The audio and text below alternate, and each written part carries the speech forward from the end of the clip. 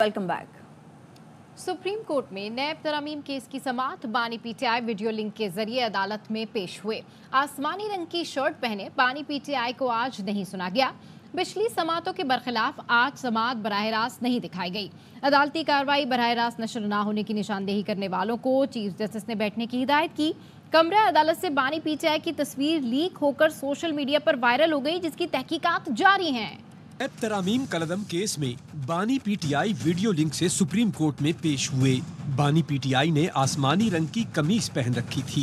समाअत बराह रास्त नहीं दिखाई गई। लाइव स्ट्रीम आपने नहीं दिखाई, हुकूमत किस चीज से डर रही है? स्टेट जनरल खैबर पख्तूनख्वा ने अदालत को बताया कार्रवाई बराह रास्त नशर नहीं हो रही। एक और वकील ने भी रोस्ट्रम पर आकर निशानदही की। चीफ जस्टिस ने दोनों को बिठाते हुए कहा, अभी दलाइल चल रहे हैं। फिर सोशल मीडिया पर वायरल होने पर बानी पीटीआई की वीडियो छोटी कर दी गई। तस्वीर लीक होने की तहकीकात करते हुए कंप्यूटर के करीब बैठे लोगों से पूछगछ की गई। पुलिस का कहना है तस्वीर वायरल करने वाले की शनाख्त कर ली। पीटीआई के वकील रहनुमा शौकत बसरा ने तरदीद की कि तस्वीर उन्होंने नहीं ली। अगर मैं करता तो मैं इसको तस्लीम भी करता। कोई ऐसी बात ना होती कि अगर मैंने की है तो मैं तस्लीम ना करता। जो भी कर रहा है ये प्रोपेगेंडा कर रहा है। बानी पीटीआई को आज नहीं सुना गया। चीफ जस्टिस ने नुकात नोट करने की हिदायत करते हुए कहा, आपसे इन सवालों पर आइंदा जवाब लेंगे। जस्टिस अतन मिनल्ला ने आज की समाअत में अटॉर्नी जनरल को मुखातिब करते हुए कहा, आपने जजों को प्रॉक्सी के जरिए धमकाना शुरू कर दिया। क्या आप पगड़ियों के फुटबॉल बनाएंगे? ऐसा कहने वाले दर हकीकत खुद को एक्सपोज कर रहे हैं। इस पर अटॉर्नी जनरल ने कहा, ये सब तौहीन आमेज था।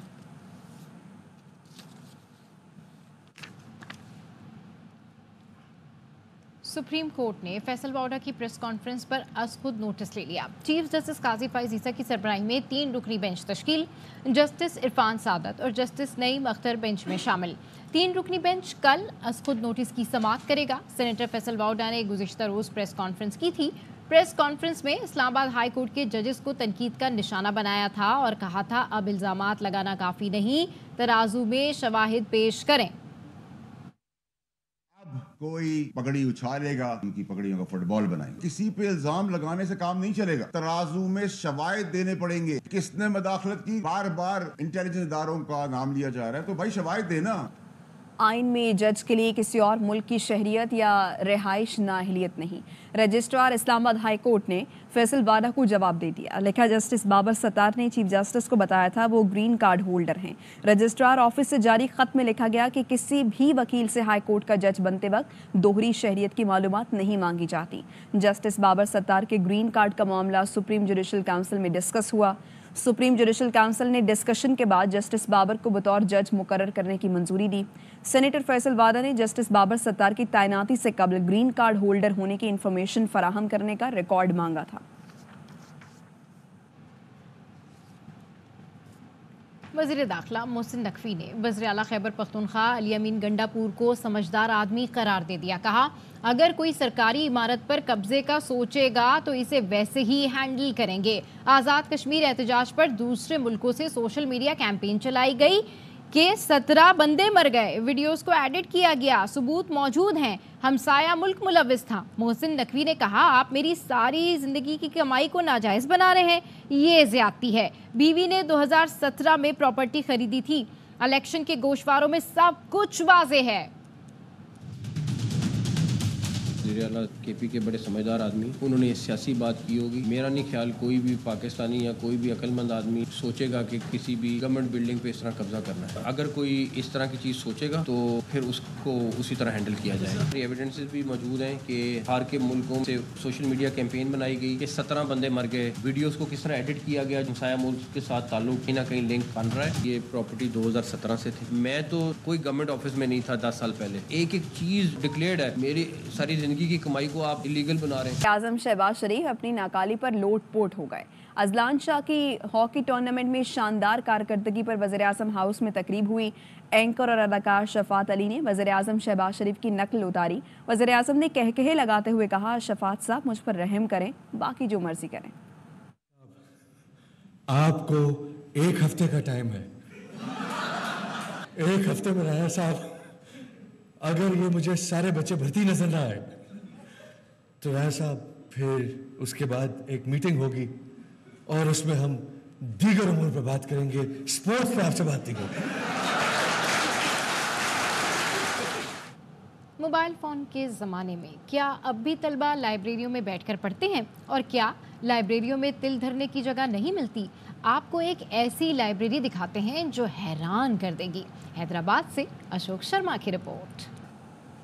कौमी असम्बली में जरताज गुल से बदतमीजी, तारिक बशीर चीमा को महंगी पड़ गई, माफ़ी मांगना पड़ी, सज़ा भी भुगतेंगे। काफ लीगी रहनुमा ने जरताज गुल की नशस्त के करीब जाकर नाजेबा अल्फाज अदा किए। ऑपोजिशन का कहना है मुश्तरका करारदाद लाकर तारिक बशीर चीमा को मुअत्तल कराएंगे।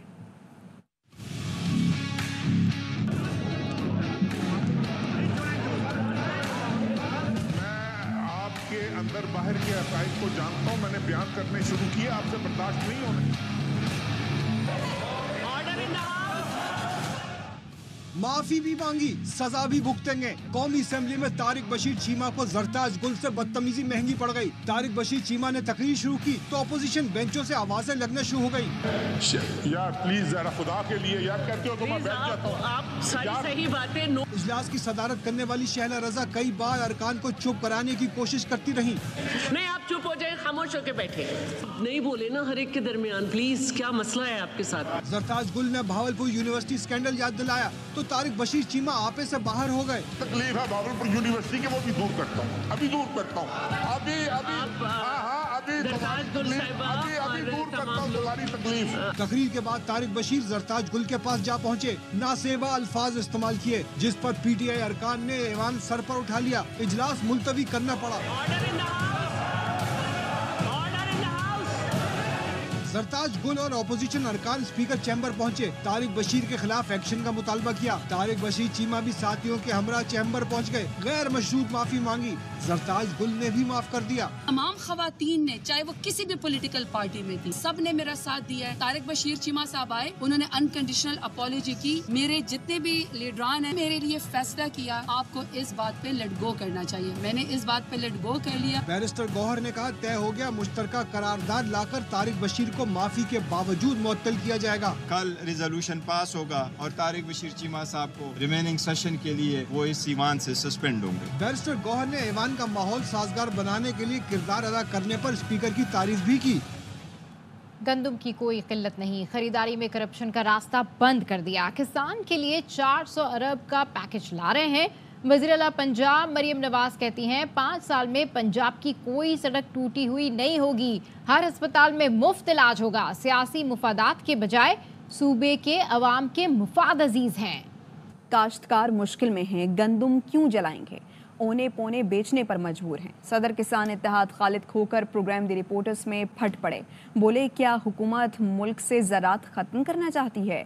गंदम की मद में किसानों को तकरीबन 600 अरब का नुकसान हुआ।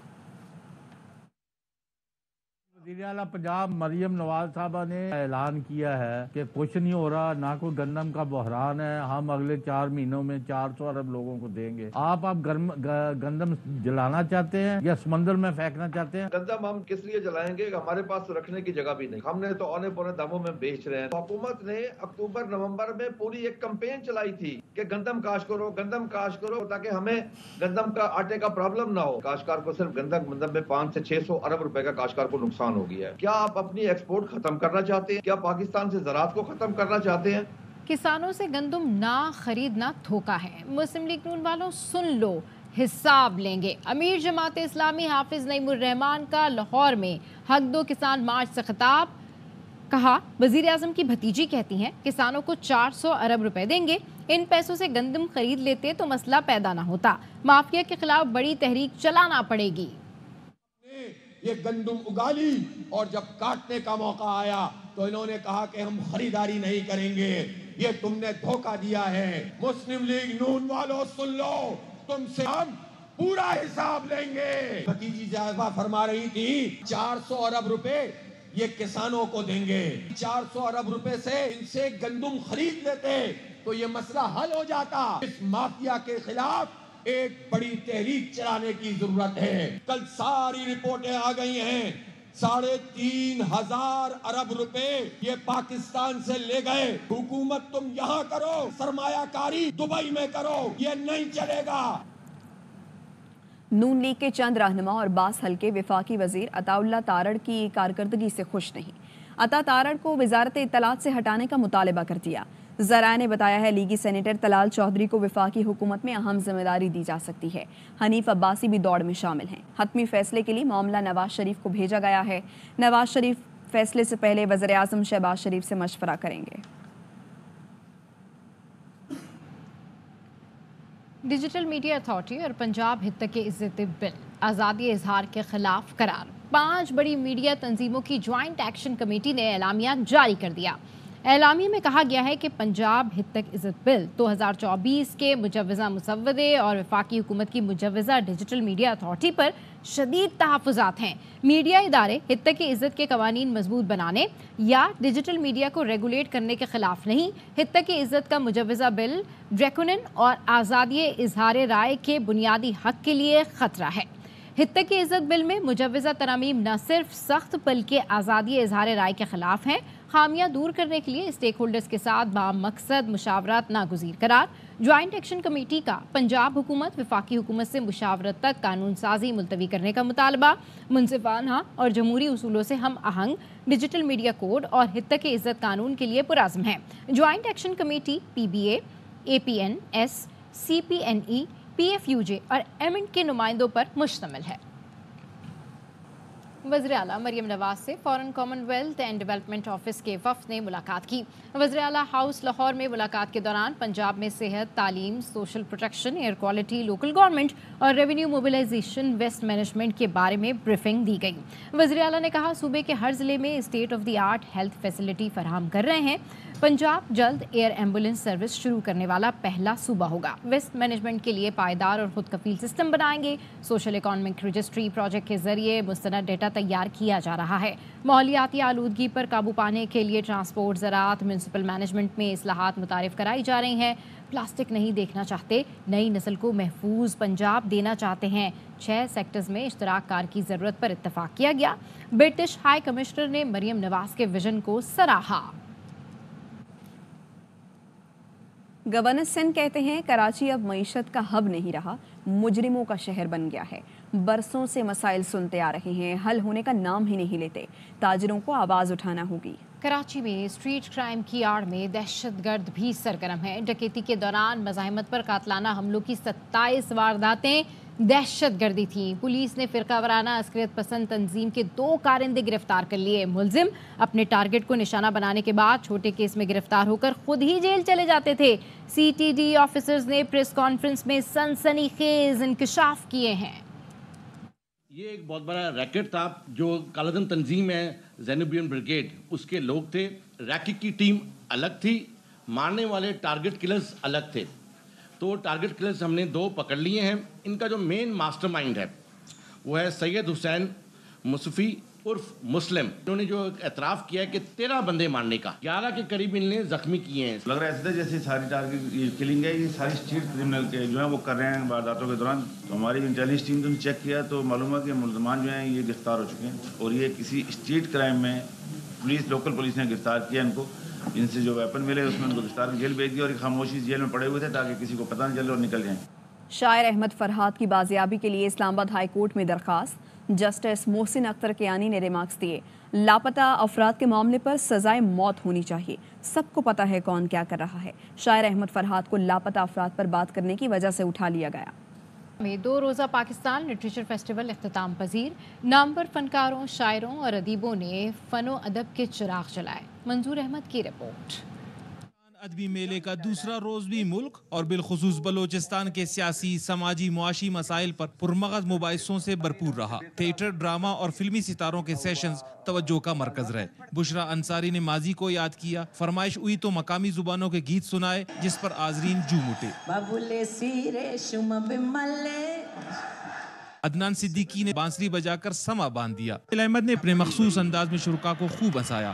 گلگت بلتستان میں گیا وہ ادھر کسی دور چڑھے ہیں بڑی مشکل سے، پہاڑ کے اوپر کسی نے لکھا ہوا تھا فرزانہ آئی لو یو۔